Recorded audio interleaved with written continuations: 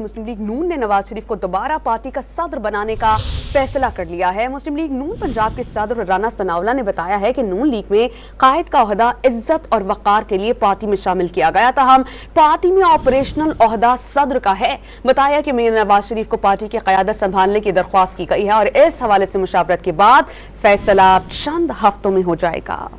قائد کا عہدہ جو ہے وہ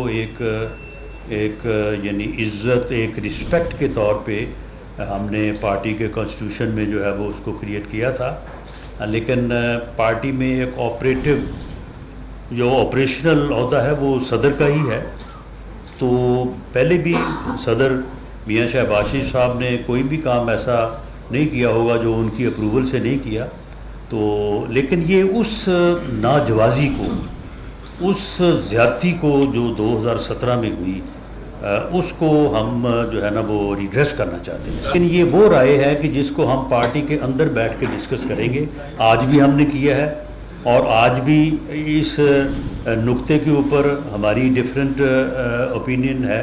تو اس کے اوپر جو ہے وہ پارٹی کے اندر بیٹھ کے ڈسکس کیا جائے گا اور اس کے اوپر پھر جو بھی مناسب فیصلہ ہوگا اس فیصلے کے مطابق جو ہے وہ پارٹی انشاءاللہ تعالی ایک پولیٹیکل جو بیانیہ جسے کہا جاتا ہے وہ انشاءاللہ تعالی ودن فیو ویکس جو ہے وہ ہم اس کو جو ہے وہ بڑی کلیئرٹی کے ساتھ